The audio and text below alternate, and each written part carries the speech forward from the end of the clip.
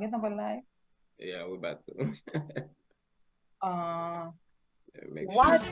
what advice could you have for your younger self? That's a good one. That's a good one. Mm-hmm.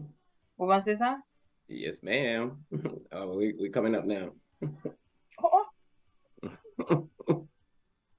because I have to download the video. So We are here. We are here. Good evening, everyone. Good evening, and welcome to another edition of C'est la vie. I am your host. I'm your host, J.I.Z., and I'm here with none other than Betsy, love me, Jazzy. But the drum roll now. Drum rolls now. I mean, I'm sitting here giggling because we were so close to coming on live. Hello, bonsoir tout le monde, bonsoir chers internautes, moi bien content avec nous jeudi. Bon, Gérald dit, faut que moi dis, depuis que je vais commencer, je pas attendre jeudi. Pas attendre jeudi rivé pour me gagner petit moment ça pour me venir rencontrer avec viewers, c'est la vie. That's it. That's it.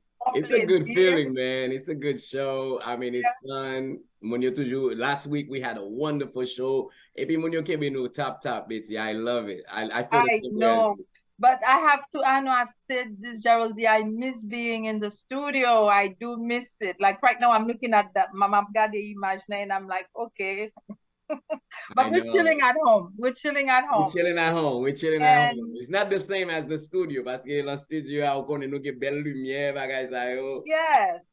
But we're gonna, we're gonna make do with what we have. That's all we can do. Yes, and the best thing is our viewers have been sticking through, you là, yo toujours là, you've been supporting nous religiously, religieusement chaque jeudi, nous connaissons nous monter pour yo venir garder c'est la vie. Donc ça fait plaisir.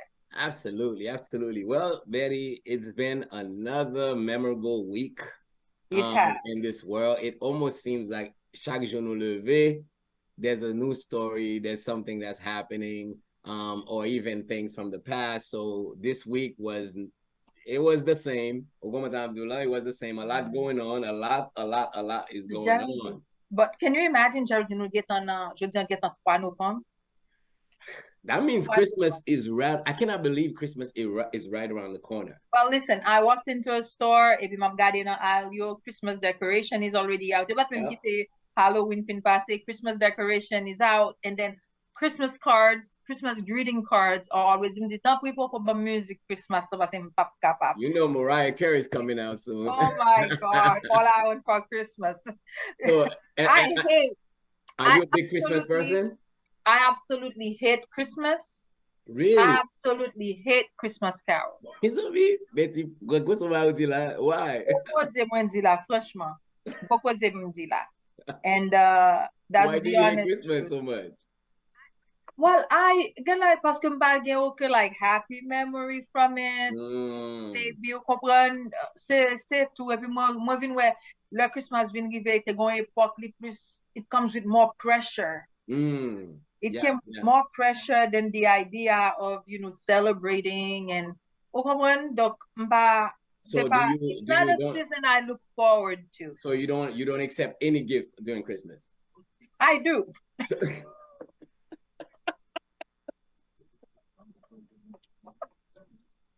Okay. Ou pa fin tou orayil net. Orayil oui, but gon limit l'orayil. But I give gifts too. M'achete gift obligé. Betty, I can actually imagine you at the store be like, Ofashi be like, oh, m'pable buy ça, no man. No, Gerald, here's the thing. I'm like the person who will be at the store on Christmas Eve.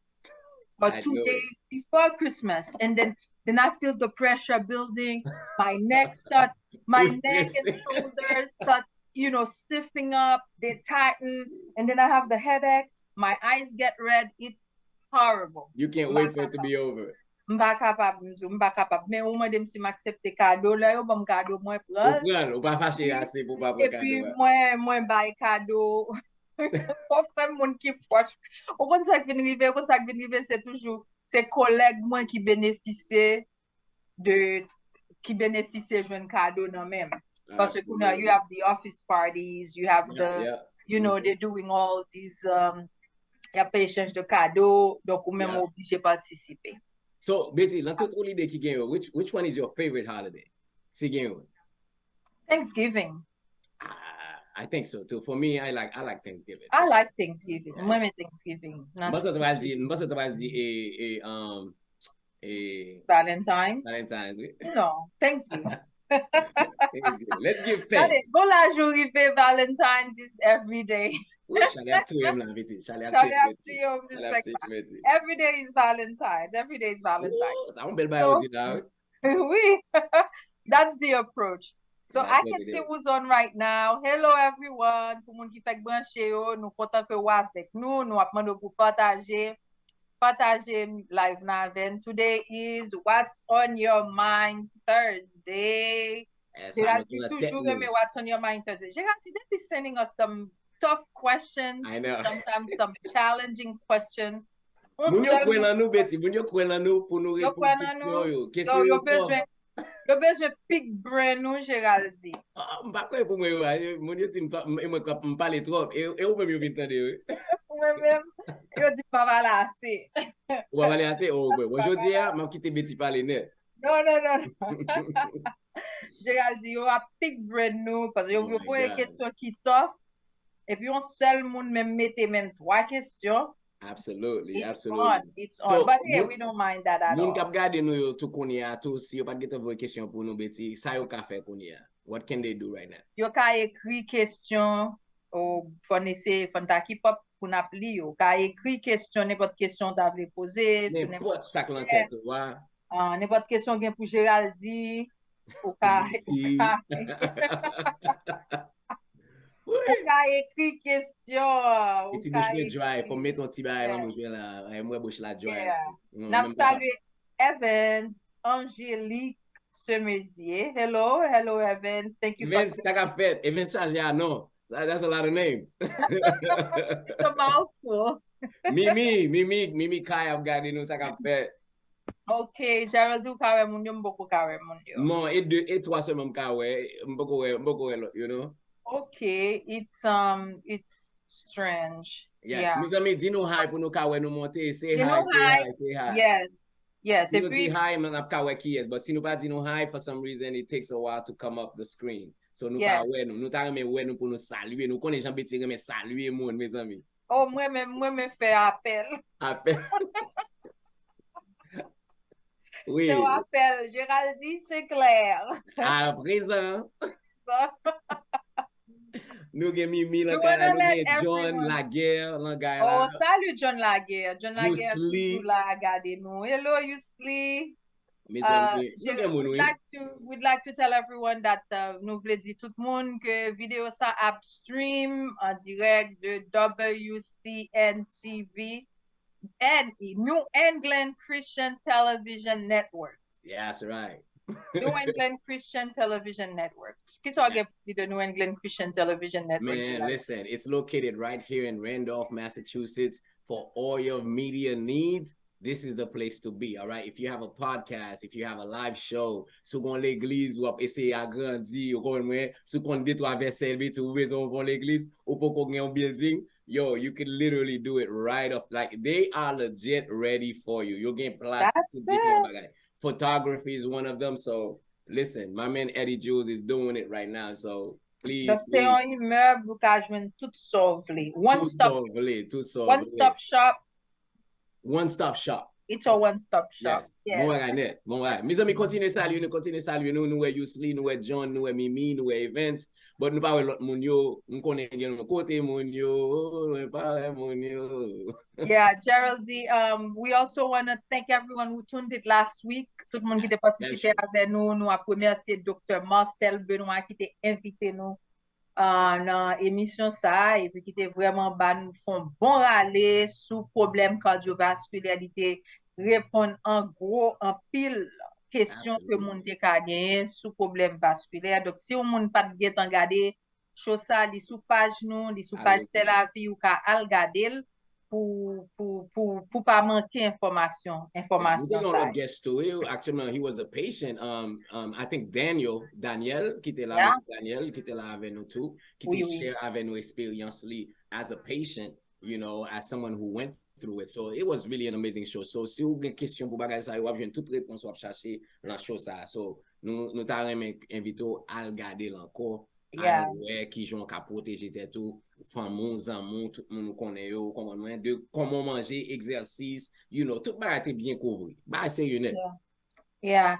Donc, encore une fois, m'a demandé pour partager, si vous faites monter, partager avec amis ou famille, ou dans n'importe groupe, partager sur WhatsApp, faire mon bin garder émission ça ensemble avant parce que j'ai dit qu'il y a un pile parole pour lui parler. Yes, nous avons une question, nous allons répondre là. Je ne sais pas comment il a passé, mais hey, mon niveau est question. Il y a une question, mes amis. Si nous voyons last minute, nous n'avons pas de temps pour like, you know, think about it. So, but Betty, those are the good ones. You have to answer like right on the spot. Right on the spot. So, but si nous même nous avons question on the chat, please post it. Mes amis, nous toujours un paquet de monde qui regarde nous, but nous pas voulons nous shy. Nous commençons à bâtir une relation. This is a relationship we're building. Au commencement nous ka fait you know, ti caprice ba ça nous shy, nous pas voulons manger trop bagay ça yo. Mais quand nous arriver dans salade, nous sortir la salade, n'a pas entrer dans entrée. Vous comprenez?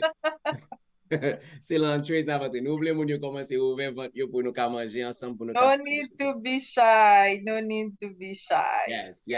Okay. All right, Gerald. So, Betty, what is buzzing? What's buzzing? Who can back up buzzing la? Salut, Betty. Yeah. Bon kadi, go bagay la, Jean ka buzz. Gerald, I've been mleve, tako tout journée, I'm senti moi like, I'm not feeling myself, you know. Toute journée, je ne pas senti moi nan pou même, tant comme une sorte de chagrin. Je comprends pas qu'on est qui ça qui I know, c'est parce que moi acheté, moi joué, je pas Gérald dit non ça pour l'argent ça aller, on l'argent comme ça pour mon pas jouer. Ça c'est pas qu'on est qui ça me dit ça relé. Yo voyez Betty elle fait gaz matériel, il fait pour faire $30 gaz, il fait $20 gaz, il fait $10. Je finis rentrer là quand moi hier soir et puis là je finis rentrer au fait me songer c'est what is it the Powerball? Powerball. Est-ce que vous achetez un Powerball? Betty me dit, oh, je vais acheter non. Moi, je vais là-dessus, moi, gaz. Dans New York City, oui, oui. Moi, je vais là-dessus, moi, je prends ma machine, gaz, je prends la rue, je vais l'acheter. Et puis, là, je me lève matin, moi, que pas de monde qui gagne, Gérald dit comme. Betty, est-ce qu'on fait ça? Parce que, il y a des gens qui disent que le jouer, il y a toujours qui te couché à imaginer. Qui est-ce qui est capable de dire, moun ça, ok, je vais moun ça, peut-être je vais moun ça $10,000, peut-être je vais moun ça $50,000. Je ne vais pas faire ça trop. Oh, a little bit. À un certain limite. Est-ce que je l'en liste là, Betty? Est-ce que je l'en liste là? Ouais, Gérald dit, tout le monde proche moi, tout le monde moi dans la liste là.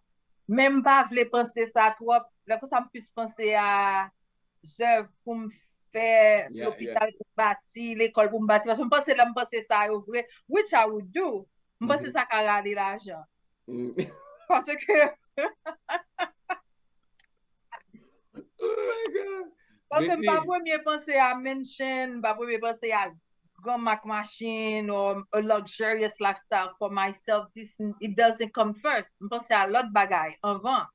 Donc, en façon pour moi, alimenter l'argent, même. Betty, dès que vous gagnez, je connais. Parce que je me le téléphone déconnecté, I'm gonna be like, yo. She got it. She won. Ouais. Mes amis, si nous pouvons jouer the Powerball right now, à combien les Betty? I think it's over $1 billion right now. 750 something. Well, it's 1.5 billion. Yes. But if you get the lump sum, how much you getting, Geraldine? 745 million if you take the lump sum, which we all probably would do. Yeah. But imagine vous sorti, mes amis, vous rentrez à dépôt d'ailleurs, qu'on vous sorti dans la gas station là, avec $745 million. Est-ce que mon cas ouais nous encore, mes amis? Oh my God. Ça sont propre. Est-ce que nous t'avons le travail encore? Would you guys go to work? Nous me poser ça. Est-ce que si nous t'avons réalisé que nous gagnons un comme ça, would you guys go to work the next day? Or would you just be like, you know, I need to go on vacation right away to think it over? What would we do? Going where? Si fait nous call nos choses, Gérald, parce que nous avons besoin de temps pour moi digérer. Non, me? I would take time. I would need time pour moi take in the whole process. So, on peut process l'argent to take it in. Usually, dit comme ça que dans liste ou abeti, est-ce que tout le monde qui a regardé live là, est-ce que tu as dans liste là? Dans liste si c'est number moi qui là, si c'est monde qui a regardé live, qui a regardé off screen, yo la dol parce que non pas en pile. Non pas en pile, Gérald dit, so they would be. Usually you would be part of it. Mimi dit comme ça que Will t'a pris le travail because she have some words for some folks. Ça veut dire, il t'a pris le travail pour la jouer de toi. Oh man. Yeah, get de toi mon travail là, get de toi mon dans la vidéo tout. But you know what? Gon arrivé Betty, ou pas gaspiller mot. Ou millionnaire qu'on y a, ou c'est multimillionnaire. Comment ça veut dire? On pas gaspiller parole. Parole ou cher qu'on y a, parole cher. C'est vrai. Ou juste buy mon yo vague. You let it go. $1.5 billion les men. Je connais que même ma prend pile Jack à Jacones dans le gas station yo cap jouer. Nek qui va supposé jouer yo. Comme monsieur j'ai dit. Ma fait tout. Ou tomber sur de toi ancien qui a acheté ticket. Ma fait tout. Ma fait yo. Depuis on va 10%. 10%. Imagine, Betty, 10% $745 million. That's like what, $75 million? Something like that? Est-ce que l'église n'a pas pris? Pour ne pas prendre même. Il a pris. Bon, non, c'est dépend de. On reprend de côté l'argent aussi. Sous l'église là, il va la prendre. 10%, est-ce que l'église est supposée prendre 10%? Il va à l'église acte de bolette là.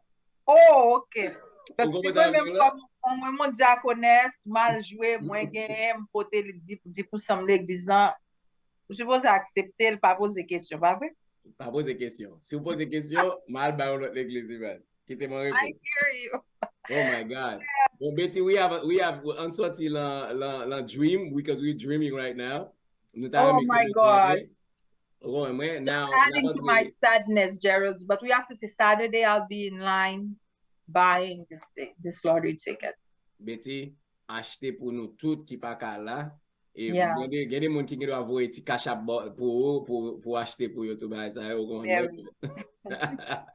But Betty, we're gonna transition. We do have sad news to share. I mean, whether you are a fan or not, it is with sadness that we have to report that a young man at the age of 28 years old, he is part of a rap group called the Migos. Next yo depuis en 2016, yo sorti dans scène nan, il a fait un pile bruit dans rap game nan in the American industry. C'est un gros groupe lié. Yo nous apprendre que monsieur perdu Vili 2 days ago, he was shot while very sad. Very sad. Monsieur était seulement 28 ans seulement. I mean, you know, he's a young black man and he's not really a bad guy. Well, I don't want to say not really. He's not a bad guy either. Yeah. Man. So would you say that he lost his life due to street violence? No, or no? Not at all. Okay. Not at all. Not at all. He was actually supporting a friend's event. And I think, you know, so there's multiple stories coming out, right? There was a dice game going on. It was at a bowling alley.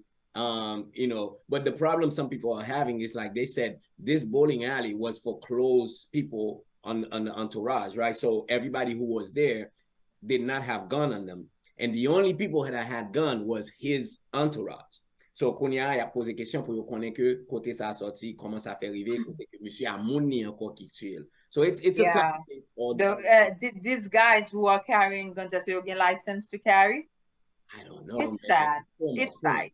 But Limoui, il perd du ville, 28 years old. 28. Ça son bébé. Vous comprenez? Ça son bébé. No, unfortunately. I totally agree. Yeah. So, and a sad news, no? What do you got for us, Betty? And still on sad notes, nous connaissons tout le monde toujours à porter hommage à Mika Ben. Mardi, c'était New York. They had a tribute to Mika in Manhattan at Times Square. Côté que Mika année dernière, il était dans Times Square pour release of his latest album. Il était dévoilé, depuis il était photo li. You know, one Times Square. That's the place to be. This is where they have all these the billboards, flashing lights. That's where it's happening. So te kon groupe qui t'a le fait là, te gen un grand nombre de monde qui t'est allé, moi-même personnellement pas de gen chance aller. Moi, I wish que yo te fait, me souhaiter que yo te fait on jeudi, right? vendredi ou bien samedi. Et peut-être que yo t'a bien plus monde tout si yo te fait pendant week-end. Absolutely. Mais moi, qu'à comprendre tout que t'as pour dans temps, y a essayé faire là. Vous comprenez? Yo peut-être que yo pas capable de faire pour week-end. Mais quand même, il était fait et puis t'es grand pile monde qui t'est fait déplacement. It's not easy. But yeah, I mean, Is that it? I think buzzing? Yeah, I think that's it. The only thing we have for what's buzzing, I don't have the picture, which I wish I did, of what we have going on next week. Next week, we want to invite everyone to please be here because we're gonna have one of our superstars, technically, right, Betty? Yes, Geraldine, we've had great people in this show. Absolutely. We've had great guests. And that's true. I'm not going to say it is unfortunate that, par exemple, pile moun qui a regardé le show actually streaming live. Mais nous tout lancer ça, you guys don't want to miss next week. Next week is definitely going to be dope. We're going to have Jessica Geneus. Yes. Jessica Geneus. Actrice, réalisatrice, lycée écrivain, lycée activiste, on potomitan femme, une jeune femme sérieuse qui a évolué dans le milieu haïtien, donc faut que nous pas manquer. Alors, il a commencé promotion pour film Freda qui a joué Boston. Freda en tournée, il a joué il a passé Boston, il pour passer aussi pas passé déjà Floride. Donc, il y a là pour avoir plus de détails sur ça jeudi prochain. C'est Ciné Lyons qui a organisé grande première ça. Absolutely. Yeah. So, nous lançons invitation en bonheur, pas dit ou pas attendre. Pas dit ou pas attendre. Yeah, pas dit pas connaître, yeah. I think I do have a picture because I think I want to say it's going to be on November 20th at the Strand Theater, if I'm not mistaken, right? Right. So get your tickets early. I really want to share my screen, but for some reason it's not letting me. It's not. Geraldine, I don't know if you remember when we had Nadej Telfor na show up. She came in studio. Nadej Telfor, c'est lui-même qui était co-star avec moi dans A Heart on the Mend. And she's like those are my two favorite Haitian actresses. I'm not gonna lie. The first time I saw Jessica, and the first movie I actually saw her in was a movie called, I think, Cousin.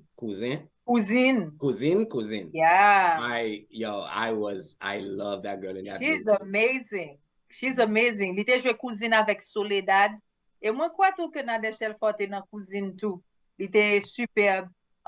Et puis, li te joué le président a-t-il le sida avec Jimmy Jean-Louis.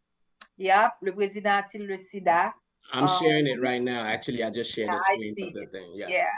So Mark to avertir Geraldine next week. If I'm a little bit nervous, I'm giggling, I'm getting stressed. So it's the grand premiere. You know what I mean? It's on November 20th at Strand Theater, right? I'm just gonna try to basically read some of the things that I can see so I can make sure people can see it. Nous que c'est Jean Jebeti a Ciné Lyon qui a venu avec grand programme ça pour nous. The 20th à 4h p.m. right? Get ticket, allez dans ticketailor.com, www.ticketailor.com. All right? Et là, nous avons joué tout bagage ça pour nous supporter. Mes amis, c'est un gros coquin chaîne artiste qui a venu dans town. Et puis, la passé là, c'est la vie. All right? Yeah. So you already know. C'est la vie. I'm excited. I want to say, m'vle rappeler moun yo que Freda t'a fait pile bruit, yo t'a parlé de film ça parce que c'est une film que yo qui était dans liste pour nomination for the Oscars. Oscars as independent film. Yeah. Wow. So c'est Jessica qui écrit et réalise ce film ça. Donc I can't wait. I cannot wait to have her. I have so many questions. Mes amis, même j'en ai supporté A Heart on the Mend, même j'en ai supporté gros production ça qui était fait là. mais nous gagnons l'autre, nous mettons devant nous, en nous supporter artistes, mes amis, nous déjà connaissons que nous gagnons bon bagay qu'a fait dans la communauté, nous gagnons bon bagay qu'a fait dans le pays, nous gagnons bon talent, c'est nous-mêmes qui pouvons bailler talent ça aux valeurs. So, y a venu en November 20th at the Strand Theater à 4 p.m. Allez dans www.tickettailor.com pour nous acheter ticket. OK? So please go and support. Bon bagay net. Ou est-ce qu'on pense à la Betty? I don't know. Parce que I know November is going to be question mark. Question mark. Okay. Yeah. Moi, m'ka di ke m'pap la because I think I will be in Florida that weekend. I may be. M'perd du contrôle. M'perd du contrôle. Boston perd du contrôle, Géraldine. Ou perdu tout event yo, pas là pour Heart on Demand. You being booked. You the hot MC lately. Betty, What's going on, Geraldine? What's going on?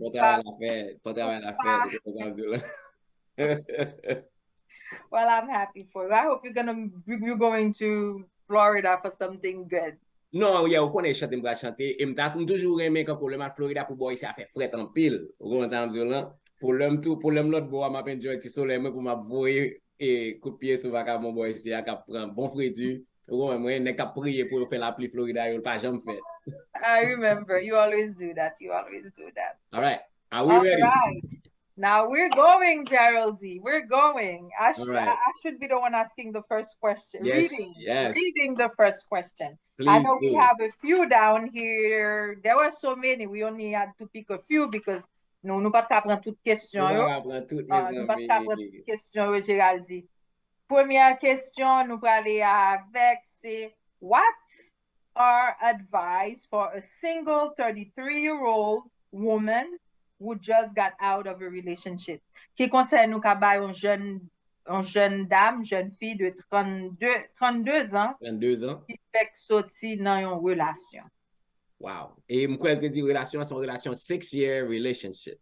Oh, 6 years, yeah. 6-year relationship à 32 ans, il fait sortir la donne et qui advice nous qu'à baler. On va aller avant, Betty, allez avant.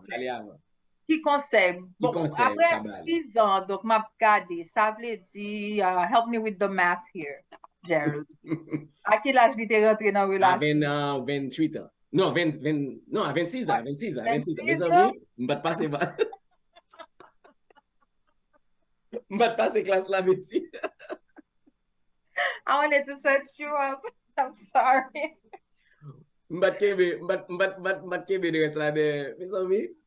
On va tourner l'école. 26 ans, Gérald, c'est l'âge jeune dame ça fleuri. Donc, 6 ans qui se passe, il saute un bon temps dans relation ça avec un monde. Je souhaite que c'était une bonne expérience littéraire. Parce que le monde doit être dans relation juste parce que les relations finies. Ça va dire que ce n'est pas une bonne expérience. Donc, quel que soit ça ou fait dans la vie, il faut toujours essayer pour apprendre de l'expérience qu'on a fait. Absolument. Donc, moi-même, conseil que je après 6 ans et à l'âge ça, il est encore jeune. C'est pour lui juste prendre temps, pas pour lui temps pour récupérer le temps qui se passe, non? C'est pour lui prendre temps pour lui réfléchir sur ça qui est bon en relation, ça que l'ité de positif dans la relation et puis ça que l'ité apprendre de négatif dans la relation en tout pour lui prendre temps pour lui réfléchir sur ça et puis pour lui plus focus sur tête li on comprend pour le prendre petit temps avant que lui aventurer dans l'autre relation. Aventurer, that's a good way to put it. That's a clean way to put it. Parce que à l'âge ça ou déjà comme nous parler de ça à l'âge ça on a déjà connaît ça le vle. True. On a supposé, il t'a supposé déjà connaît ça le vle. Si tu fait 6 ans en relation, connaît ça plus c'est it's like c'est un coup son bonus que tu fait 6 ans en relation avec un monde, li qui est en mûre en relation donc li ka connaît à présent, li ka vraiment connaît tout ça le pas vle. Qui ça qui vient vraiment accentuer ça li a cherché et puis pour lui préparer tête pour lui recevoir. Absolutely. Yeah. I think I agree with most of your points, to be honest with you. I think like nous avons comment que vous apprenez? Non, c'est Babio that qui écrit she's good, but il t'a parlé de Jessica Geneus. So yes. I thought she meant that girl is good. No, it is She's good. She's all set. She doesn't need. Yeah. Yeah, so I think for me, I would say, you know, et pas toute relation à faire qu'il a forever. Right. C'est quand qu'on faut nous mettre ça dans la tête, nous, et pas chaque monde qui entre dans la vie, that's the person. Right. En pile fois, faut nous commencer à comprendre que une relation, mon envie dans vous, it's a lesson. What did you learn?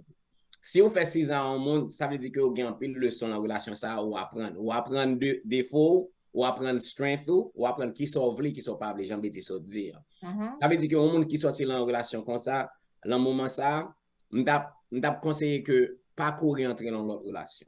Voilà. Ou pas envie entrer dans l'autre relation, mais pas courir entrer dans l'autre relation parce que ça que fait ou pas envie entrer dans l'autre relation, c'est parce que en pile fois, you're hurting.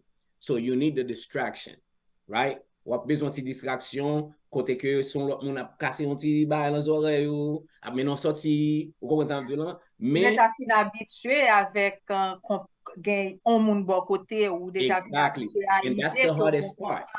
Yeah? Exactly. That's the hardest part parce que, you know, pour 6 ans, sûrement que, you know, gen un pile habitude qui développé. Et si vous êtes habité à mon ça son bagay li pas dit, par contre si vous êtes habité ensemble. So let's assume that they live together, right? So, ça veut dire que pour 6 ans, ou soit pour 4 ans en relation, 5 ans en relation, bon monde qui t'a dormi bon côté. Ou gen ti bagay nous fait ensemble, gen un pile bagay qui développe. So, le monde ça vient pas là qu'on y a ça, like, ou senti que literally you missing a piece of you. And then what you want to do when you're missing a piece of you want to fill it back up as soon as possible.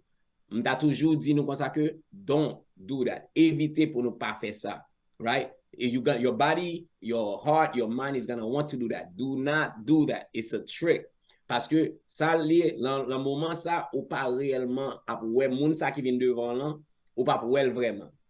Et tout ça moun ça fait unfortunately ou comparer avec moun ça whether you think you're doing it or not but you're gonna do it. Subconsciously you are. Subconsciously. Et and you are at a vulnerable state too. Of course. Non état vulnérable. Of course. Donc, gen bons amis. Dangereux.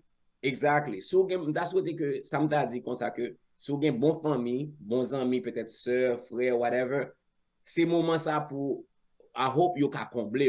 Vous comprenez? Essayez de rester proche avec eux, côté que vous avez toujours un monde pour parler. En pile fois, les bons so gen bons amis qui ka bon conseil, ou moun trust, not everybody, pas bien tout mon business ou, peut-être c'est maman, papa, frère, soeur, or a good friend. Chercher un monde, it's good to talk it over. Parce que ça son l'autre bagay en pile là nous fait, nous parlons mais parler business, nous kembe tout bagay là en dedans nous, bagay là tout fait nous bêti. This thing could cause li ka fò malade. Physically you could feel ill, ou pas bon via le travail. Ou pas gen moun pour parler. So, si vous avez un bon monde pour parler, que côté que ou pas senti que you fearful, ou ne pas parler business ou parler à moun. Sometimes sou bon monde qui comprend et process ça, it's okay to vent, it's okay to be upset, it's okay to cry. Right. Crier sauver. And then little by little commencer faire ti bagay que ou t'es toujours envie faire. It doesn't have to be a lot. Maybe one day, parce que le moment ça one thing you have to realize, Betty, you're gonna be physically, you're not gonna feel like doing anything. Gen des fois même travail ou pas envie à travail. Yeah. So lever sortir la cabane. Déprimé. Exactly. So lever sortir la cabane, al font ti marcher, that's a win. Right? Sorti, font ti manger ou manger ba ça regarder une télévision, anything that can distract you, fail. If you're a Christian person, prier, à l'anti l'église or whatever that can help you feel comforted, you do that. So was it a heartbreak? Well, that's a good question. It didn't say, right? It didn't say. But if it was a heartbreak, tout ça dit là you approprié. I know. J'ai dit, tu vas professionnel, nous juste professionnel, but not by diagnosis. J'ai dit, just like you go through a grieving process. It hurts. It does hurt. Comme si you have to go through the grieving process. Yes. Quitter tête to go through the process. Don't comme rush j'ai dit, se dit pour exprimer toute qualité sentiment ça pour let them all out, crier sous capable, and then go through the process. Of course. Crier. Yeah. And then one thing though, on ba m'te dit, you're gonna want to pick up the phone, soit pour text moun nan, ou soit pour relé moun nan. En pile fois, ou bay tête ou raison pour relé moun nan. That's Jean-Baptiste Sodia, that's if it was a heartbreak, right? wap anvi rele moun nan, wap anvi pick up téléphone nan, I would advise you not to do that. Ou kon pou ki rezon da advice pou pa fè sa, Betty? Parce que lò kenbe en kontak a moun nan, si, ça c'est si ou déjà konen relasyon krasé l pap tourne. Lò continue kenbe kontak a moun, that means you never start the process of healing. Correct. You're not letting go. You have to let go. It's one bagay ki important. Sometimes it's not just with the person that you have to break ties. For break ties with tout bagay ki te asosye a moun nan tou. Exactly. It could be a mutual friend. Pendant ou ka toujou retounen ou rapproche wa moun sa yo, mais moment sa, you have to cut ties. Yes, moment sa se pou liye, ranson. Donc, I would say, mbaka met ton numéro sous combien de temps pour moun nan fè until you get into a relationship. No, we can't. It will vary from one individual to another. So chaque moun li ap diferent. Patrick Labranche, salut, bonsoir Patrick Labranche, salut Babi Odat, Dr. Marcel Benoit, thank you. Thank you for tuning in. Yes. Just joined us. Yes. Earlier we did thank you, Marcel Benoit, for being a guest last week. Nous te remercier, nous te apprécier participation avec nous. Patrick Labranche dit, love sa yo pa existe encore, bro. Pa kal travail. Oh, dim la. I read it exactly, je l'écris là. How dim la? No, it does. So let's be honest. Patrick. You existe. And a lot of times, why do we feel like they don't exist? Is because we live in a world right now. It's like this to make connection nowadays, right? So fast. Photo break up a moun la, ou monte, ou pa même besoin sortir la kare ou même, all you have to do is get on dating app. Ou vle al non date aswe la, you get on a dating app, ou ap jwen at least 4 ou 5 moun ki prêt pour yo ale avant. So en pile fois, we don't allow ourselves to heal before we move on. And then when you do that, when you jump from a long-term relationship, it will courir al masquer the emotional feelings that you're going through avec l'autre monde, all you're doing is prolonging the hurt. Yeah. Parce que si tu as une bonne relation quand tu remets mon vrai, pas parler de ou t'a font drive by. Ou moi? Ya drive by n'a pas ta place 6 ans. Non, ou pas ta place 6 ans. Ça c'est l'amour. L'amour. Yeah, 6 ans sont habitude, but 6 ans sont bagay qui te get off. Vous comprenez? 6 ans sont bloqués liés. Ou pas Yeah. So yeah. that's my advice. You know, take your time for yourself. Rete, enjoy tattoo. The time when you need to come out, wap sentir, wap commencer sentir que ça va veut dire pas songer moun nan, non? You know what I mean? Et pas comme il y a des gens qui pensent que là when you heal et oublier moun nan, même oublier non moun nan. No, it doesn't happen like that. You're just going to have more energy for yourself. You're going to see yourself first. Yeah. Go ahead, baby. I was going to say, you don't want to jump into another relationship on a rebound. No, absolutely. Parce que pas bon pour pas bon pour moun nan wap fè ça tout. Parce que moun nan wap fè ça tout, peut-être moun nan son bon moun ap chachon l'autre moun. Et konya la ou vin krasé moun nan konya now that person has to deal with the same thing that you're going through. So don't be selfish. Rete pour kontou. You know, do whatever works for you. That's why I give a lot of options. Whatever works for you, but I would definitely recommend speaking to somebody. Peut-être c'est thérapie ou ka besoin un moment. And that works also. Okay? So, hope you're listening, Miss 32-year-old. Hey, that was a good one. I like those. Yeah. Yeah. I love What's on Your Mind Thursdays because we get random questions. Very random. Parce que it's like different topics. So it's exciting. I like it.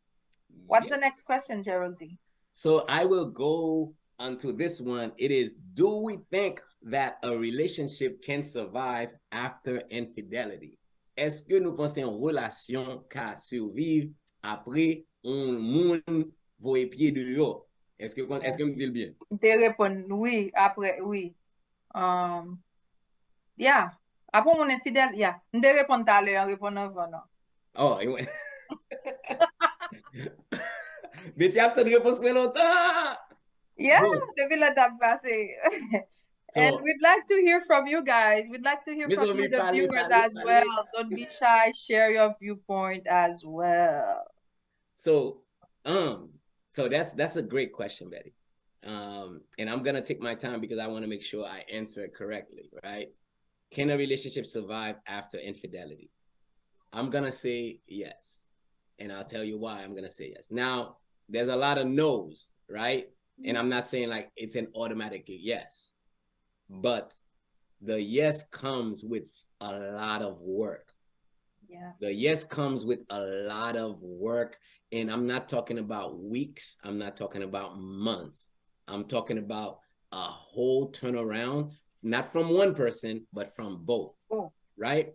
So the first thing we have to analyze about that infidelity, is it a one-time thing? Or was it a relationship? Because that will determine that yes to a maybe to a no. If they find out maybe their partner, their wife or their husband, you know, cheated, for example, and it was a one-time thing, right? I think some people can get past that. Not all, but some can. But I think for some people, when they realize that it was not a one-time thing, there was an actual, almost like a relationship that developed. So that means you were living like a parallel life, right? You were living at the house and you also were carrying on another relationship. So l'homme est en relation, ça veut dire qu'il y a émotion, il y a feeling, il y a temps, il y a man, il y a corps, il y a énergie, il y a tout bagage ça que ou invest dans l'autre monde ça. And some people cannot get past that. Now, have some people gotten past it? Of course. And that's why I said, yes, you can. But normally, after infidelity, it's unfortunate, but it requires work also from the victim. Absolutely. And that why I say it's unfortunate, you didn't cause it, but at the same time, you find yourself having to work almost as hard to forgive, right, and move forward. Now, the person who did the infidelity, they have to be consistent. They have to be transparent. And for the most part, ouvi nou ti jan perdu level of privacy.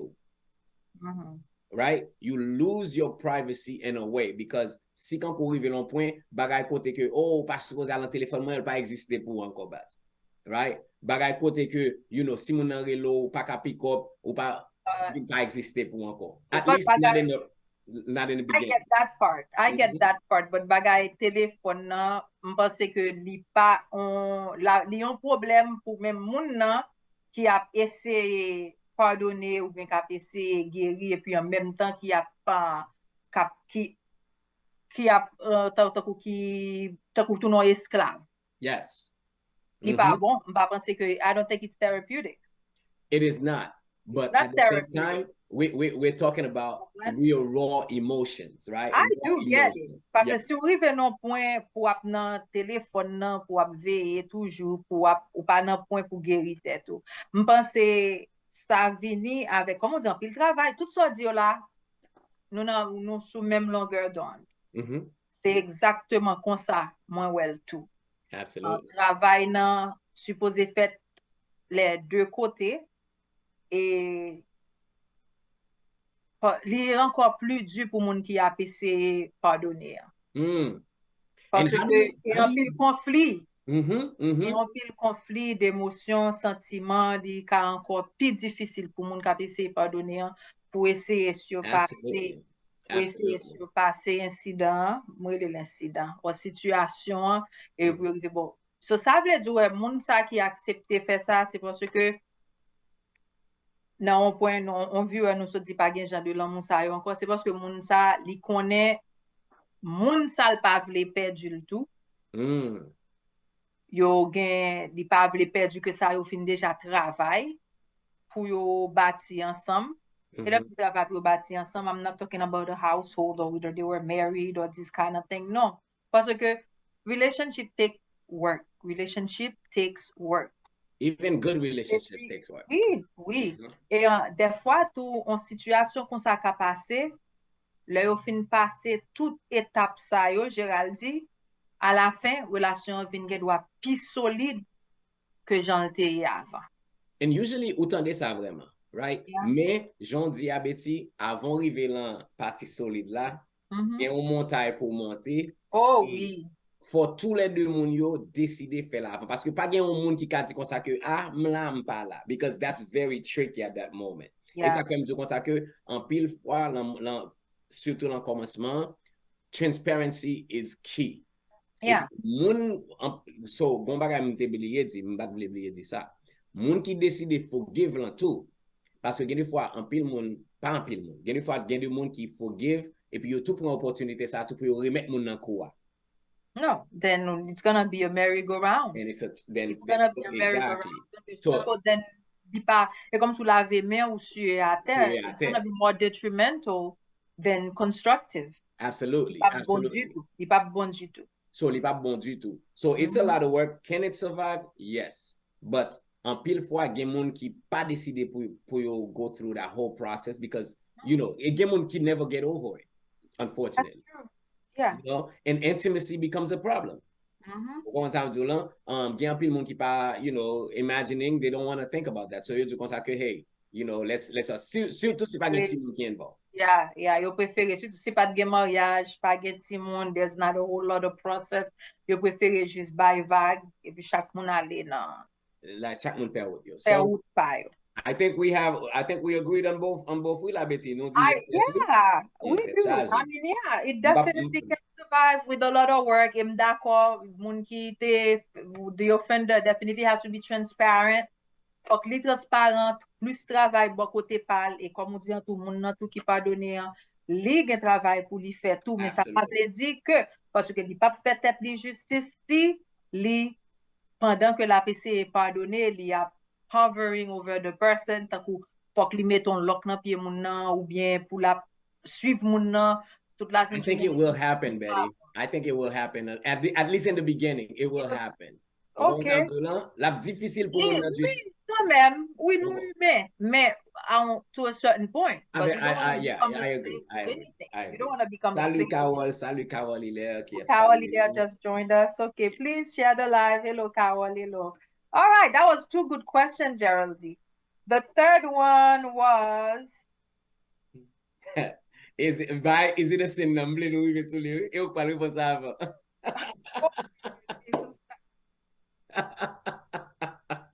Is it a sin to masturbate, and is it more acceptable for men to do it than women? Dis la créole, non, Bessie. Est-ce que c'est péché pour moun faire? Je seul me vois. Géraldine, this is serious stuff. Pourquoi on Dieu seul me voir, Géraldine? Parce que c'est où-même avant de quand tu as réglé le champ. Ok, ça c'est donc, nous pas trop jamais une question ça, non? Nous pas trop jamais une question ça, and we need to do. So you see you laughing, it's because you're not comfortable talking about it, Géraldine. Non, m'a pas nous répondre. Géraldine moi connais plusieurs passages dans la Bible, c'est vrai, même pas j'ai côté passage ça. Betty, gon docteur qui te dit comme ça que gen pile moun quand les bails ça yo fait en pile, yo gen un petit cheveu qui sorti là yo comme ça. Gade Betty comme gade domaine. You a mess. No, m'a gade goto di. Géraldine. This is serious talk. Si I'm gade domaine, let's address this. Okay, let's address. It's too funny, Géraldine. Non, Géraldine, m'pas soje qui côté dans Bible nan que ça écrit and m'konne yo kon faire référence. M'konne yo kon faire référence. Donc c'est ça que fait pour question à moun nan mande si son péché. Moi m'pas ka répondre si son péché ou pas, mais m'konne son bagay ki normal. Yeah. Ok, so on pas répondre version biblique là. On juste parler péché parce que m'pas ka faire aucun référence biblique, m'pas ka faire référence verset, m'pas ka I can't. Donc m'pas ka if you could, you can sou gen 2-3 versets qui vous dit c'est péché mais côté l'écrit sérieusement. Bon, n'a demandé aide avec the viewers. Si gon moun ki ka lage verset pour nous, l'ita mieux pour nous parce que m'pa gen référence là tout, but I would say the person wants to know, is it a sin, right? Is it a sin? Patrick Labranche dit it is péché. Okay? So, est-ce que nous ka mette un verset pour nous, mes amis, qui ka, you know, et ton passage biblique pour moi, s'il vous plaît. Salut, Margie. Ouais, c'est question ça, péché. Et péché à qui question. Bon, qui n'est pas d'accord avec Patrick parce que moi, on angry emoji next to it. So, Patrick, pour nous veiller parce que il y a un peu de monde qui doit et you know, c'est ambiance là ça, vous comprenez? Oh, Dune Aura, thank you for tuning in. Dune Aura. Bon, est-ce que c'est un bagage qui est normal pour moun faire Géraldine?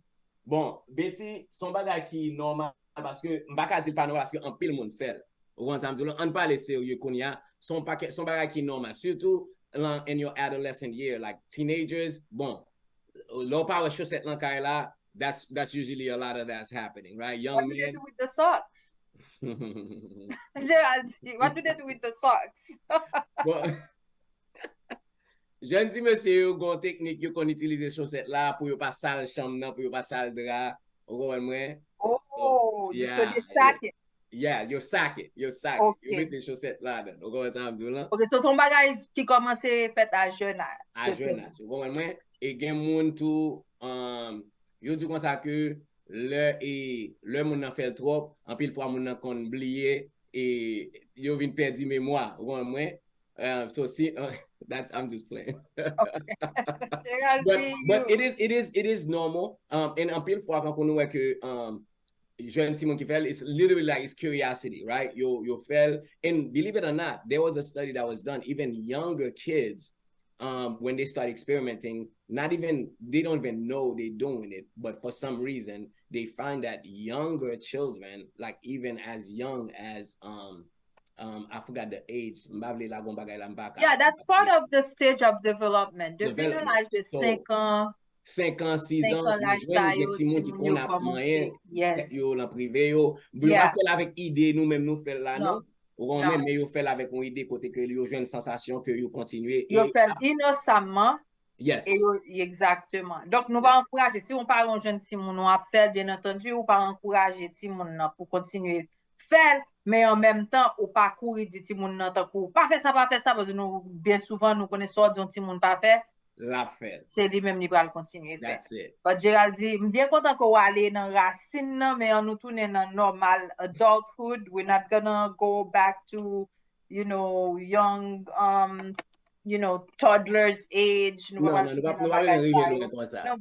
pile moun fait ni fini garçon et d'après un pile studies, je fais connaître que dit bon pour santé ou que là ou fait. Oui. Aider au rajeunir, help you really stress. Yeah. It be because you really saw the happy hormones qui fait moun arrêter moun stress free, que le pi content. It's a stress reliever. Yeah, get tout bagay sa ou qui associé avec. Et puis get the moun qui dit why not parce que it's better than to actually be involved with someone and contract some type of STDs. Et puis get moun qui pas dans relation pour un bon temps ou que moun qui était déjà non relation et puis yo vinn pas dans relation mais yo pas gen aucun partenaire yo pas donc est-ce que moun sa yo just shut down et puis pour yo juste pas penser à aucun sensation physique ou sexuelle donc quand il moun qui fait c'est moun qui tombe qui dans catégorie ça yo qui fait tout mais quand ça tout gen moun qui en couple qui fait parce que faut changer que gen moun qui gen différents niveaux drive right. Gen moun ki gen low sex drive, gen moun ki gen medium sex drive, gen moun ki gen really high sex drive. Ça veut dire que son moun gen pile moun ki déjà dans relation malgré ça, you get gen partner, you fait sexe avec, but après ça, you gen besoin toujours. Vous comprenez un peu là? Gen de filles, comme quand tu dis gen de filles, yo gen partner comme on dit là, mais moun nan pas satisfait yo et puis là yo fin sexuel. Yo pas capable encore. Là yo sont en contact sexuel avec yo fini, mais fini là yo self pleasure, yo prend toy yo prend ça yo gagne pour yo bay tête yo plaisir. Même connait que garçon pas aimer ça parce que comme tu fais on senti que il pas accompli travail là. Li pas fait saleté de faire. Monsieur, bon nous bagay. Et toi là, si nous des fois nous well, des fois nous pas well tout. Vous comprenez ça là? So well plutôt at least connaît là kay là. Des autant de gon tondeuse cap jouer dans toilette là et pas tondeuse lié basse. Gen de moun qui vraiment, gen de couple qui très open. On comprend gen de moun, gen de couple qui très ouvert, they're very open, they enjoy it. They enjoy it. They enjoy it. Et nous avons un nouveau toy de qui les flower, qui a dévoré relation monde. Flower? Flower. I not only saw the flower because I followed this lady on IG from unfollowed. It was about getting content serious to a serious.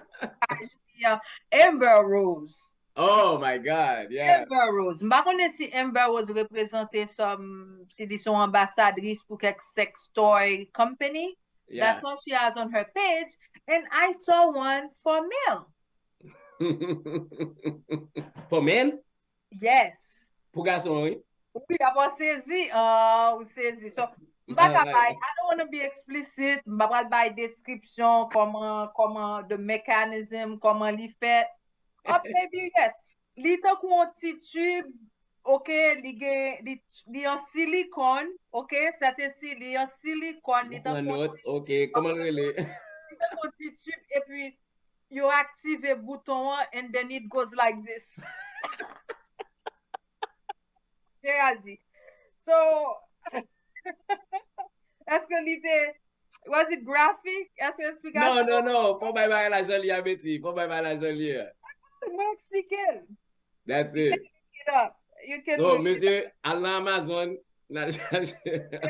Charmaine is watching. Hello, Fernand. I see there are some comments. So, Carole dit comme ça que li pas yon péché, comment yon fait connaître qui gens pour yon faire s'il pas exister. That's a good comment, actually. Yeah. It came from somewhere.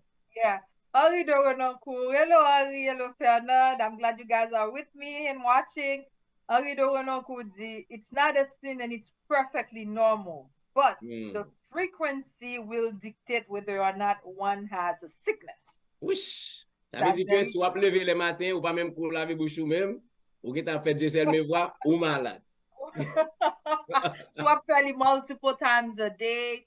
Oh, gen aussi bagala dans tout pas faire faire kounye en trop que kounye ou vinn perdre du sens que l'autre moun a touché ou parce que c'est ça ça sont l'autre bagage, ça c'est vrai très important, très important. Yeah, l'excès en tout.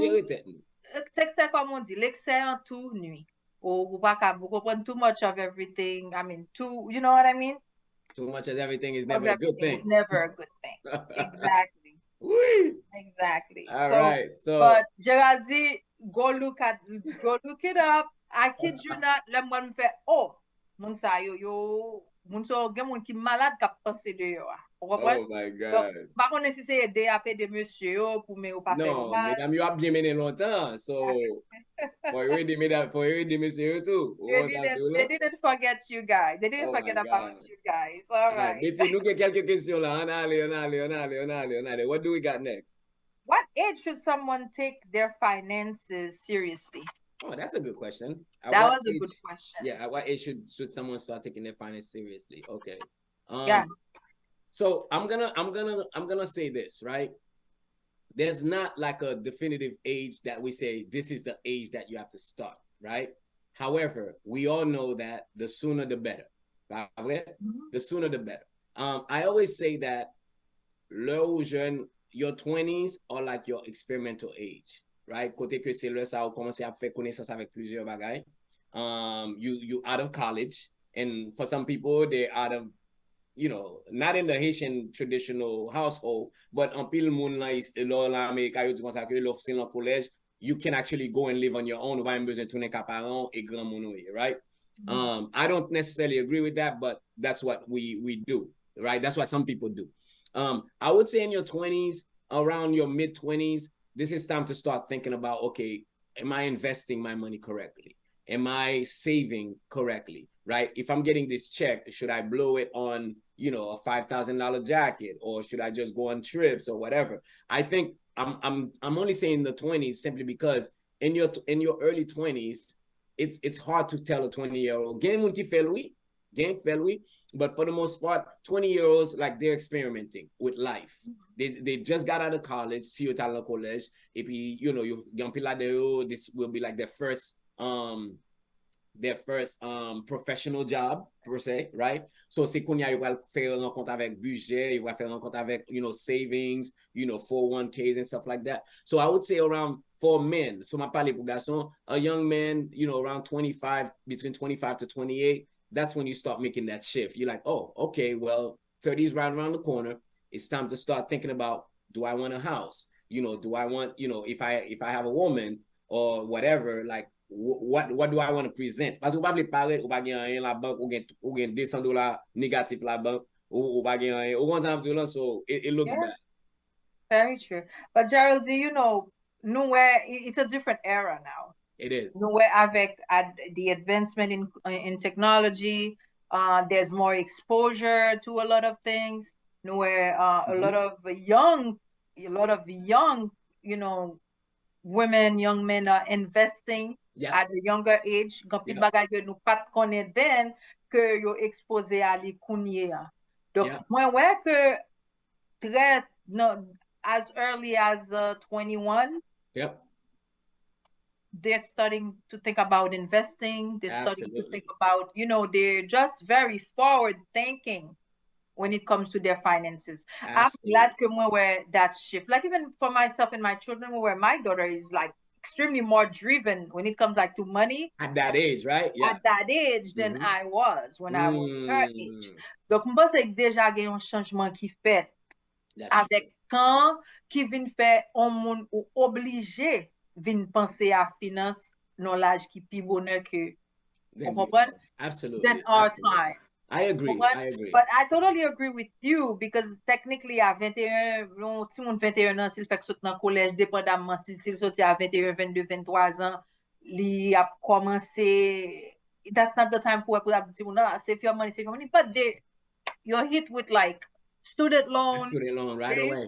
That. So I think the earlier they start thinking about their finances, the better it is. Yeah. You know, I'll throw it out there. They may not have the money. It's like, it comes to even when giving a kid allowance and you're still teaching them how to save, it can start as early as that. Absolutely. Absolutely. But taking finance seriously, definitely 24. Yeah. 21 to 24, that age where I'm going at early 20s. Yeah, but I think like, again, the numbers that we're throwing out is not absolute, right? It's just like, you know, we're not generalizing anything, but we're just saying, like, for the most part, this is the age like people start transitioning into adulthood, right? But nous, avec un pile parent qui fait bon travail, côté que depuis petit monde a 15 ans, 16 ans, yo montre yo fait petit budget, si a fait petit travail, yo dit, hey, saving. So parents, if you have, you know, teenagers, please, montrez Timoun, parlez avec Timoun de finance. Et pas parler avec eux seulement de finance côté que y a save. Allow the kids, ça son bagay que I wish more of us, you know, especially in our community, pour nous commencer faire plan côté que nous apprendre what can we invest our money in.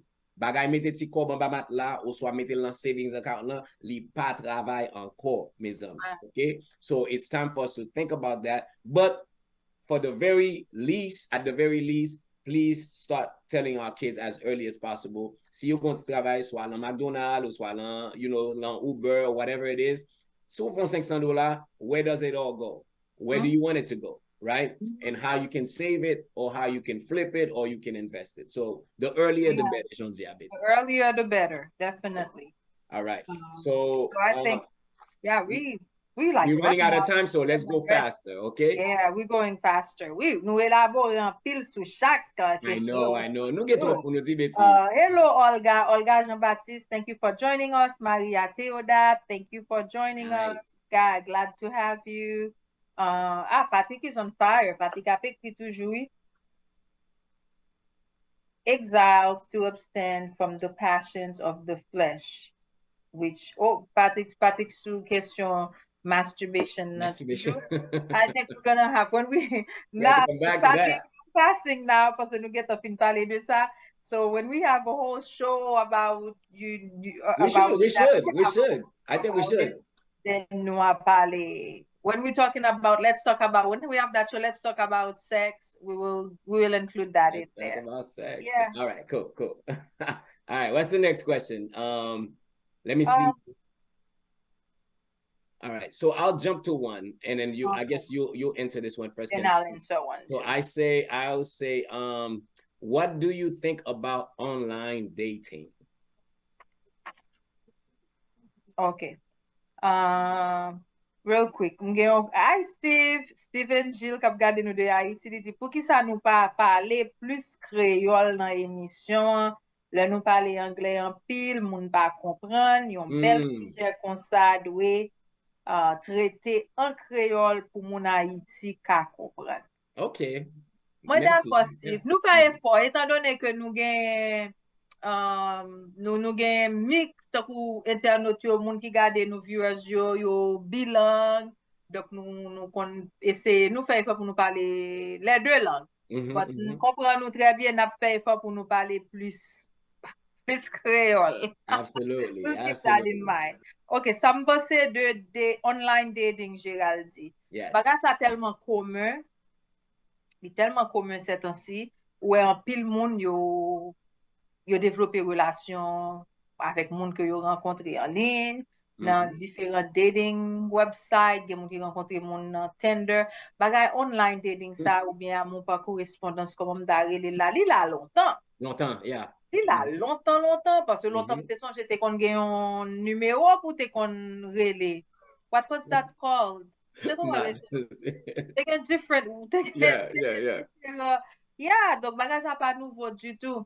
Mais ça fait explosion en Konya, gros explosion de online dating. Well, social media have a lot to do with it. Yeah. Social media has a lot to do with it. Again, nous t'a parlé genre the advancement in technology. It has a lot to do with it. Et puis, diversity. There's a diverse group of dating websites. There are some for Christian. There are some for 50-year-old and up. There are some for different ethnic. Different community, yeah. Different group. There's some for LGBT community. Tout à fait alphabet. Different sect pour moun yo ka mette pour moun yo gen choix. Donc I don't know, yo fin fali mette li pi convenient pour moun ka rencontrer un moun passer temps pour yo al rencontrer un moun physiquement, al nan date. Donc chita, it's easy, it's at the tip of their fingers. Absolutely. And yeah, they make it so convenient. Est-ce que what was the question? The question is like, what do we think about? Yeah, ça nous penser de online dating. I've seen some very successful relationships develop from online datings. People get married, they build families, they have their children. Say again, know what you are looking for and meeting someone who is compatible. Mais anglais, oui, Gérald dit mais anglais. Langue toi lourd. M'a si volontaire là. Vous connaissez qui moun wap chercher, qui qualité wap chercher nan moun qui sa critère ou ye pour faire match nan. Vous comprenez? Exactement. There is no, if everybody is transparent nan sa yo mette nan profil yo, then nou vraiment gen sa wap ou jwen sa moun ki wap chercher. Ou di un mot magique là, c'est est-ce que ça wap gade le profil là, est-ce que c'est bon là vraiment? Gen vagabond kon bon photo depuis 1985 et puis yo mette le profil yo et l'on paraît ou nèg là pour rouler son béquille à entrer en dedans, right? But bon parler sérieux. So le moment n'a vivre qu'on y a là, nous ouais que en pile monde pas gen temps encore pour n'a juste croiser à mon là oui. Et puis gon bagay et gon manque de confiance pour nous parler de ça bêtise. Nous ouais que moun pas trust moun même gens encore for some reason, right? So ou gen doit rencontrer avec une jeune fille ou soit un jeune garçon, on va parler avec elle. La connexion, you only have a few seconds, ou seulement quelques secondes pour faire une connexion à mon nom, et en pile fois, mon nom peut-être li occupé, li courir la connexion pas faite vraiment. Mais online, nous voyons que au cachita de un computer, côté que, et au ordinateur, au chita ou regarder. Ou regarder, ou dit, oh, ok, moi, beti, remen chien, li remen chat, li remen al courir, li remen gade movie. Monte bicyclette. Bicyclette, ou comme le meti crème. So, ou regarder tout ti bagay sa, ou dit, ok, qu'on y a ou chercher moun qui allié avec ça ou remen fait. Yeah. So, qu'on y a ou vin retirer tête ou lan côté que ou mon nan ou peut parler. So, et puis, online là tout, li bon chance côté que les filles a dit non, et les révoquent là, il pas frappé trop fort. Il go pas proche. Et puis, il pas fait en public. Vous comprenez ça, là? Ou crier en privé. So, nous, en pile, ça, c'est un bon point. C'est un bon point lié. Parce que il y a des gens qui parlent de rejections in public. Vous comprenez ça, là? So, leur swipe, ou soit, et puis, moun n'a pas swipe sur, déjà, ou keep moving. Vous comprenez? Mais quand en pile fois, ou j'ai plus chance pour connecter avec un monde, parce qu'en pile, moun a cherché un monde qui gagne common interest. Right? So, I think, what do we think about dating online? Faut nous commencer à voir que vie a changé et c'est un bon genre lié pour connecter avec monde et ou qu'a choisi. Encore, ça m'a dit, pour m'ajouter sur ça, ouais, m'a parlé plus créole que vous petit. Et m'a pas ajouté sur ça, m'a dit, toujours be safe. Parce que nous connaissons que même gens l'ont rencontré au monde dehors, for safe, l'ont entré online, ou parler à mon sayo. En pile fois, faut qu'on a qu'est-ce soit parler. Si on sorti à mon pour première fois, sortir avec, mit avec l'on côté public, ou soit faire un l'autre zamo aller avant, même si zamo y'en pas avant sous table là, il chita l'autre table à l'autre bord. Vous comprenez pour si fa ka bon virer à gauche pour ka virer à droite. So it's all about safety, bits. Yeah. Comme si venez dire encore, chita derrière un computer là, cause un pile garçon pas qu'on cause encore.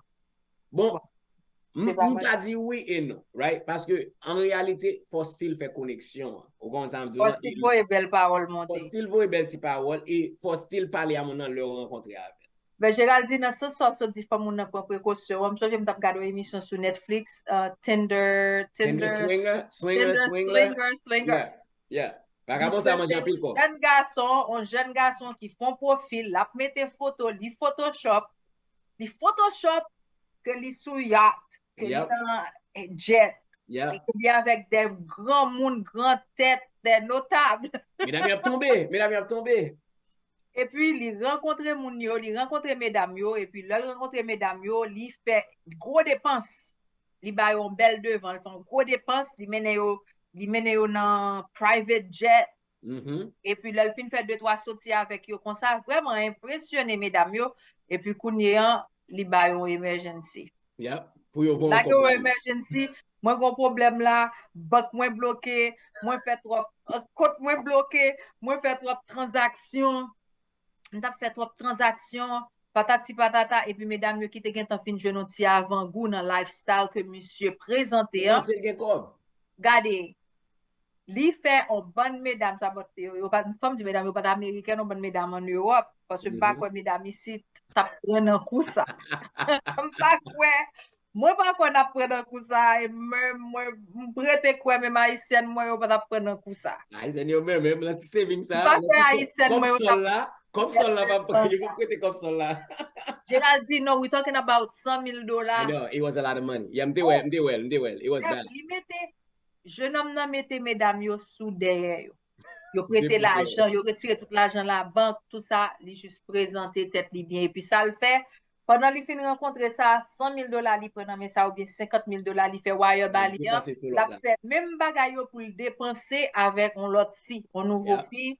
C'est voyager avec, louer jet, louer private jet.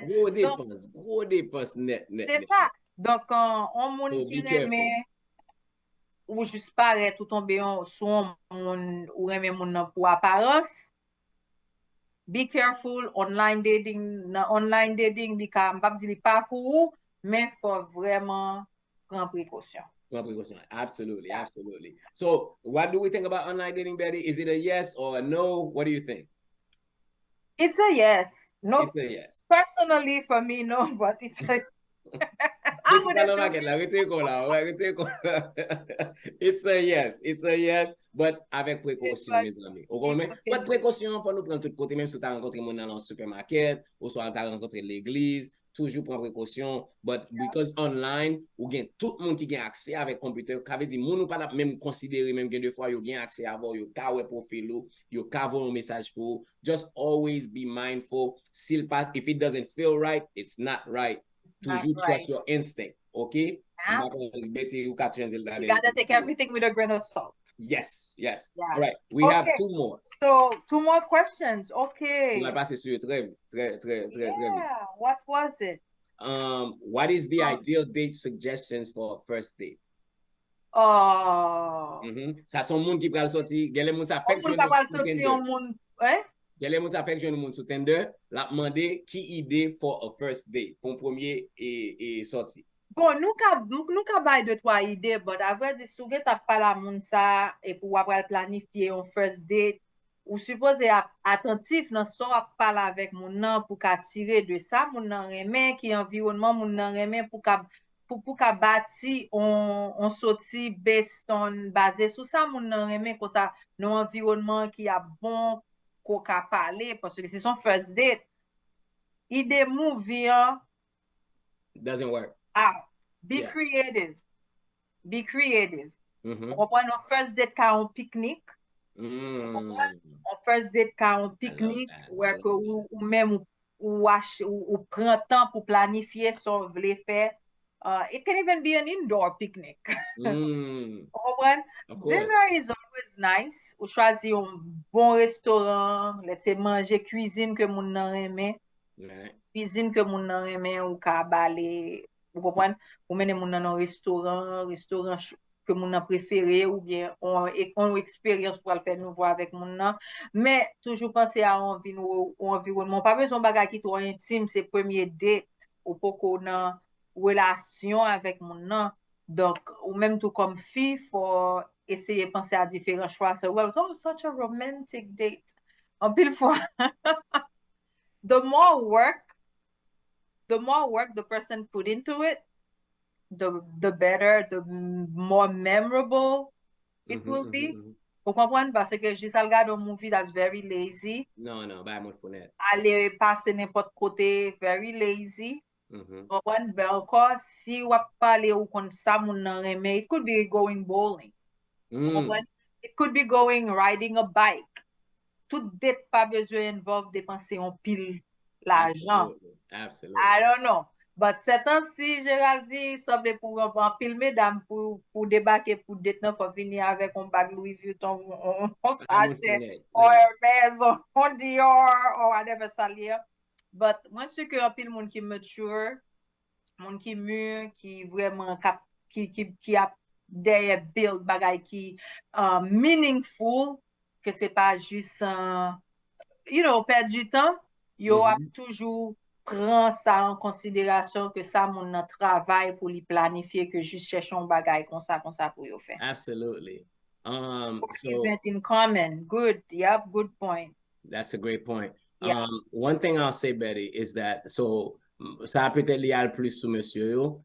Don't pas faire premier date to an expensive one. It does not have to be. Expensive does not have to mean better. Ça, c'est pour nous mettre en tête, nous. Yeah. Pas obligé à chercher un restaurant qui plus cher, là, pour aller sortir. En pile fois, remember, c'est juste une rencontre qu'a fait côté que nous qu'a continuer contre qui est sur parler. So the first date, c'est première fois peut-être c'est première fois pour ouais mon face à face. Encore après première fois. On dit c'est online, on t'est rencontré à mon ben c'est pas vrai. Première date là, c'est première fois pour ouais mon face à face. So on toujours besoin de faire un bon first impression, right? But il pas nécessaire pour aller dépenser $200-300 dans dîner because you don't know where ou pas contre côté ça va aller. On dit que dépenser tout comme ça là peut-être et puis et énergie a pas même et puis bon ou sous dehors comme gaz là ou bailler pour semaine ou so Sam Dabdi is that a first date petit by on belly day picnic is not a bad idea surtout de ça mon dit tout pour comprendre qui ça pour faire going out for coffee, right? Going out for coffee is great. It's a morning date if the time is right? Go out for brunch or whatever. Un côté qui a bon opportunité pour parler et pour garder mon nom pour à mon parler pour émotion des paroles li et pour tout si que gain opportunité pour faire un deuxième date. Yeah. It can be fun, but it doesn't have to be heavy. Don't think too heavy, mes amis. Yeah. I think first date should be in the morning, Géraldi. I think so too. Pour moun n'a pas besoin ou pas bagame comme ça nous Monsieur a pas mes problèmes parce que gen qui pas même calber même les si la plus près au dehors tous les deux en trouble. Vous comprenez? Et Steven dit ça que est-ce que premier sorti a yon fille ou mener ou mener nan yon en bas drap, est-ce qu'il c'est yon manque de respect? Envers fille, ça que bas drap. M'pa kon sa kon bas drap, non? Steven, ki sa ki en bas drap? Mene en bas drap, te kou al en bas drap, al nan hotel, al coucher à fille, ki sa en bas drap. That's not a date. That's just you. Definitivement, ou pa ka fon bagay kon sa. But Betty, pour me répondre avec Steven, gen date qui kon end up en bas drap. Première date qui kon end up en bas drap. O moun di en bas drap pa. En bas drap pa. En bas drap à la mode, oui. À la mode. Non, en bas drap gen doit se yon côté ou bien se yon activité que mwen pa connaît. Yes, ça ka bas drap. Ba nou en bas drap. Ça ka bas drap, mes amis. J'ai dit mwen si go bagay ba connaît. Ba connaît, m'kole tout. C'est en bas restaurant dans la Rio. En bas drap c'est restaurant dans la Rio. OK, ouais? Ouais, tête nous te loin, oui. Merci. I don't think it's a bad idea. Again, le wap pale a moun nan, faut konnen ki sa ki interese moun nan. Si moun nan djou kon sa ke li reme, she or he's an outdoor person, you know, kawe moun nan, gen moun ki plus lay back, right, Betty? Mwen sa Haiti, m'pense ke pou Haiti li diferent. Manje de yo, kanko fritay, ba sa yo? Alekin. Est-ce on va dire même alekin? But Betty, imagine que but let's go back, right? Gen moun, ça c'est un problème la pied pour yo. But gen moun qui dit comme ça que hey, nous t'es juste à marcher, n'a enjoy, n'a parler, n'a have fun et puis tout, you know, the street vendors là. Où est ça le movie déjà? OK, par exemple, le movie est from scratch là. Let me say t'es deux yo ba ça yo, they eating sandwich. Yeah, di kon aktivite. Pe pa pou Haiti, kouz mba konse. Mba kwen mwen. Ouais, exactement kwa sa ka diferent dependamment de nan ki sosyete wap evolue tout. Absolutely. Men, kelke sa liye an kouz, si se sa moun nan reme fè, si se sa li kon abitue fè, de fa tou gen dwa ap fon first date pou fon bagay ki diferent, de sa moun nan, on repon bagay diferent de sa ke moun experience moun nan poko fè. Men quand même, li pa beson bagay extravagant, c'est ça mon objectif. Li pa beson bagay super extravagant, et li pa beson pou mette, comme Gérald dit tout, pou mette, pou fè ou impression ko pap kabab kembe, ou pap ka kembe avek routine nan apre. That's true. Sa ou habitue pou nan avel, esko ka kipop, esko ka kembe kompa. Donc ça est important. Donc yes. Pou paret tèt ou honnête jonye, si ou moun ou pa grand pile kob tout fait, on ou pa grand pile kob. Ou pa gen kob men, ou pa ka alman de prete kob beti. Exactement. Pa al prete l'argent pou mene moun nan al manje observatoire la boule. La boule. Et puis pou lèl besoin continuer aller là, li pa ka aller ou juste mene juste première fois. Donc c'est balancer bagay yo kouz. Mwen pa pense nécessairement comme mwen kon Haïti, mwen kon setting nan pa pense que vraiment mene moun nan soti nan moment sa la que li yon bonne idée pou mene lan badra. Et merci parce que mwen tout connais un nouveau terme en badra. OK. Fi reme apprendre apparence ça cause un pile blo fait de which is true. Parce que gen moun lò paret sou yo jon ye a yo di ou pa kampe sou an ye. Bon lò paret lan ou pre ton machine ou so pre ton bout de veste ou bout sou liye ba sa yo, all of a sudden moun nan pense que ye a flaneur samble ale. Et puis nèg la, bon, chemisette nèg la chire en bas Louis Vuitton, ou kon un Gucci a, li man congé, ou kon men so en pile fois mesdames yo ki apprend lan kou sa yo parce que y a gardé son apparence vraiment. But at the same time, même si ou pas gen en pile, so gen toujours bien présenté tête. That's all I say. Ou pas besoin gen bagay the latest gear, but so gen présenté tête bien. Mettons petit parfum sur nous monsieur. Mettons petit bagay sur nous pour nous sentir bon. Et ben dit comme ça que est-ce que dans date ka gen sexe? Oui. Li fait tout le temps. Nous pas ba tête nous mentir et pas vrai petit.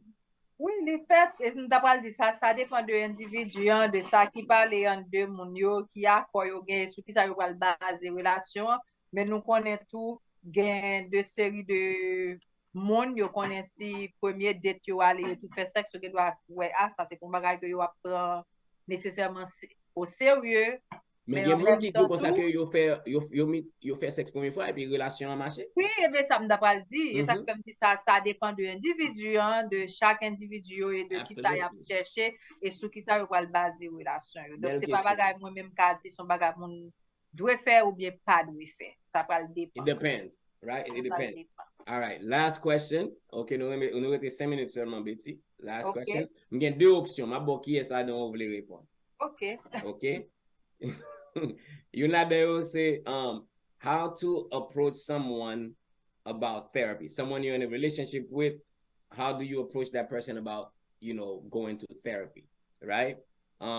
Is therapy effective? So that's the first one. And in location, what are the signs of cheating? What are the signs of a cheating spouse? So, ou choisi si vous voulez sa thérapie ou soit vous voulez ça about the signs of a cheating spouse. Non, sa thérapie parce que en pile fois dans bagay sign of cheating, beson expérience que ou te fait ou bien on te get doit te qu'on a cheat sous, then qu'on like you are so focused. Yeah, you tunnel vision, yeah. Tunnel vision, pour nous rendre la vie on impossible, ça la fait parce qu'on pense mon c'est un signe. Je dis j'ai m'a regarder une vidéo, que vous partagez dans groupe, connais moi nous we're almost out of time but c'est important. M'a regarder une vidéo on dame a dit 5 signes que on moun check out dans un relationship. Et puis il dit si nous deux dans kay nan là ouais moun a regarder télévision ou bien li dans téléphone ni, that's a sign que di check out. Si moun Gérald dit, me dit, mais côté comme ça sorti, on comprend? Nous avons docteur online, Betty. Nous avons docteur, faux docteur online. Là, imagine un monde qui bien propre, un couple qui bien propre. Malgré a regardé la télévision. Oui, comme on a supposé que titre tout, que doit besoin, que doit sous même toi, une chambre, une dehors, chaque affaire par yo, ça va veut dire que c'est un problème ni, ou pas besoin coller sous dos au monde, pour comprendre pour 24/24. Donc, alors, c'est pour raison ça me va même aller dans sign ça ou bien que Ou répondez. Alright. Avant d'entrer dans la réponse à Betty, usually dit comme ça que just to end that last segment, how about cooking together at his or her place? I would say that's a good idea, Betty, but I don't know if that's a good idea for a first date though. Okay, pour place pour aller kay moun. I'm just thinking about safety on that one. Yeah, for first date, you wanna be non zone open. You wanna be at a neutral zone, on place neutral. Côté qu'on ka excuser tête ou si vous voulez et pour nous ajouter pas même faire moun ça vinn chercher ou. Côté tête ou dans place nan pour leur sous besoin if you're having a bad experience. Ou pas laisser sous côté moun soye pour la déposer la caillou parce que you want to remove yourself when it's time for you to remove yourself you can safely remove yourself. Absolutely. Okay. Yeah, Gérald dit thérapie nous connaissons dans communauté nous dans société en général son bagay qui contingent tabou moun pas vraiment parler de lui yo toujours penser associer de vous parler de thérapie there's nothing wrong with me tandis que thérapie you see the word itself, therapy, c'est therapeutic. Absolutely. Donc, il y a deux fois ou besoin, il y a de expérience moun fait ou besoin pour get that neutral person qui entendait les deux, so they can listen to both sides. Et c'est pas que y a pas conseil, non? Mais juste le fait pour exprimer tout ça pour pas qu'on ait moun ça li pas li gon neutral like not biased, okay, non-biased, non-judgmental pour expliquer ça qui passe hein, ou exprimer tout sans que moun n'a pas interrompu parce que pile fois deux moun qu'on a essayé parler à l'autre yo pas ka get through parce que il pas attendre. Absolutely. On parle ça après d'affaire de communication. One's talking, but the other one is not listening. It's not effective communication. But là, on a medium, ça, là, on a neutral zone, côté que moun sa connaît que fallait être mieux pour dire qu'attendre, bah, moun temps pour lui tendre pour un professionnel tout qui ka fait ouais bagay dans différentes perspectives je pense que li ka aider et ka aider. Donc, si, comment on approche un monde, si vraiment un problème, ou est qu'on pas qu'à break the wall, ou pas qu'à break the ice, ou pas capable, si partenaire li vraiment vle relation en marché, li vle pour yo rive jouer une solution à problème nan, ou des fois yo peut parler dans thérapie, ça va veut dire que bagala pral comment ça tant qu'on couple qui laisse un couple qui a problème. Ça pas veut dire que thérapie n'a pas nécessairement résoudre le problème non. Des fois quand dit moun yo qu'on aller dans thérapie, yo vraiment vinn comprendre l'autre mieux et même si pour yo aller dos à dos, yo aller yo séparer mais yo de take away tant qu'on dit ça yo pas aller avec comme comment tant qu'on pas aller avec ton sentiment kembe moun nan cœur. Et comme si dans process nan yo tout guéri parce que yo bagay la yo dans tout différents aspects. Donc je pense que thérapie I believe in it. I think it can be effective even though it may not save a relationship. There's a lot of benefits that it can bring to an individual. Absolutely. I definitely think therapy works, but I think therapy works better when you go to therapy with an open mind, right? Parce que gen pile fois, gen pile moun kal nan thérapie c'est forcé yo aller, yo pas réellement vle aller, so yo pas même réel parce que for therapy to work, you have to be honest, right? So si ou aller ou pas réellement entrer avec une mentalité côté que you're gonna be honest ou parler honnêtement avec docteur là, it's not gonna be effective. Deuxièmement, thérapie a faut nous connaître que dans toute bagage qui en relation, beto au saut ba un point là, m'a tourner sur lui, right? Gen un monde y a metté au milieu qui a parlé, monde ça c'est lui même qui docteur qui make sure que l'entendait point par avec point par monde. So, qui différence gen leur mettre au monde parce que vous ka dit comme ça que bon, m'a parlé à madame moi, m'a parlé à Marim, l'entendait moi entendait. That's true, right? But ça docteur yo fait, yo toujours gen point côté que yo fort faire de séries d'activités qui ka aider yo. Et en pile fois nous-mêmes nous pas comprendre activité ça yo ou soit nous pas même vle faire yo même. Et bah ouais nous pas ouais pour nous faire non, but nous pas vle faire because nous dit nous quitter nous angry, nous fâchés, nous pas vle faire des séries de bagailles. So le docteur lui-même lui dit bon, il pense que ça que tu travailles pour nous. Sometimes we tend to listen to that person versus the other person. Parce que si ma fille et puis m'a fâché avant, the last thing I want is to think about therapy, right? But si tant que au fin calmer ou aller en thérapie, mes amis, on nous retire ça dans la communauté nous côté que pour nous prendre avantage avec bagage qui bon pour nous parce que thérapie, li bon pour relation, li bon pour tête ou pour même tout pour ta en thérapie. Bon la journée ou supposé en thérapie, to be honest with you. Et pas en pile monde temps c'est le breakdown bêti pour aller en thérapie. C'est le bagage la vinn craser net pour aller en thérapie. Et au contraire, c'est pas leur machine qui fait craser l'emmène pour nous mener en garage. Parce que le garage est tout différent de garage. Quand on a changé l'huile dans la machine chaque 3 mois, chaque 3000 miles ou whatever, c'est pas problème machine n'a gain, mais c'est un tune-up lié, pas vrai? C'est ça. It's the same thing with our bodies. We have to know that nous pas on fait qui juste à marcher. We need a tune-up. We need to speak with somebody. And sometimes ou gen doit dire m'gen madame moi m'gen mari là. Sometimes that's not the person you should be talking to because you même tout yo gen stress par yo they going through. Yeah. Et pas vle tando non, but en pile la fois que moun nan pas ka supporter pas là pour la supporter, pour là tout. Mes amis. Oui.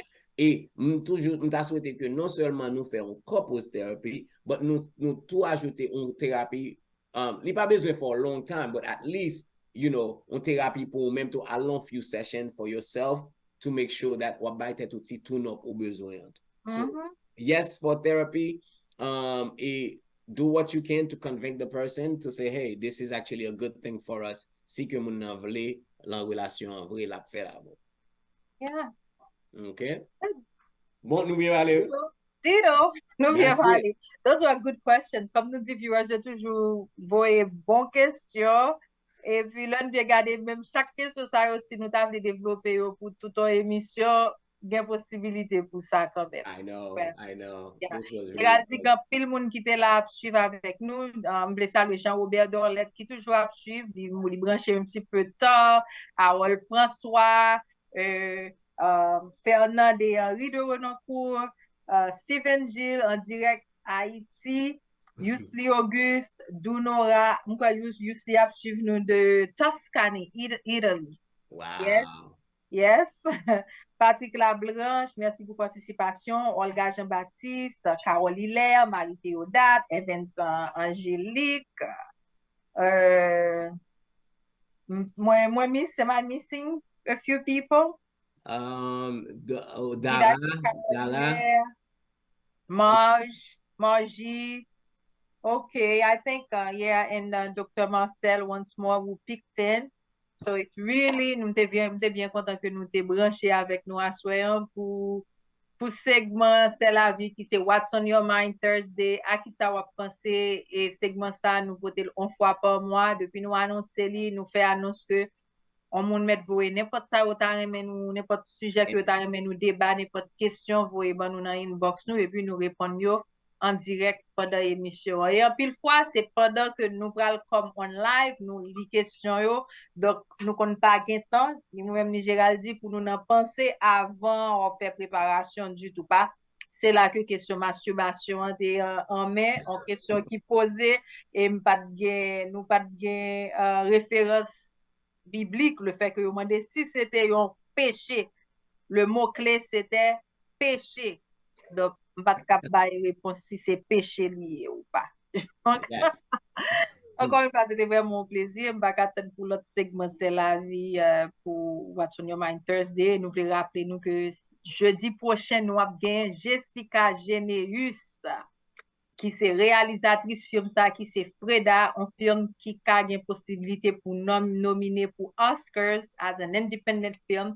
C'est lui-même qui réalisatrice film ça, Jessica Généus qui c'est une actrice, écrivain, activiste, now réalisatrice, moi dis déjà, et on monde que nous tout le temps Haïti fier de lui et lui représenter nous bien tout côté lié, lui évoluer en France côté que lui était vivre là pour un bon petit temps et je crois que lui étudier cinématographie en France tout. Donc ouais, j'aimerais parler de Jessica, ce monde que moi vraiment admiré, et me pas attendre que Jessica mourir pour moi exprimer gens que moi senti moi envers Jessica. Donc là jeudi prochain Gérald dit be ready, I'm gonna be Parce que nous venons en foule, mes amis, venez en foule pour nous admirer, pour nous poser des questions avec gros coquin talent, ça nous va gagner avec nous.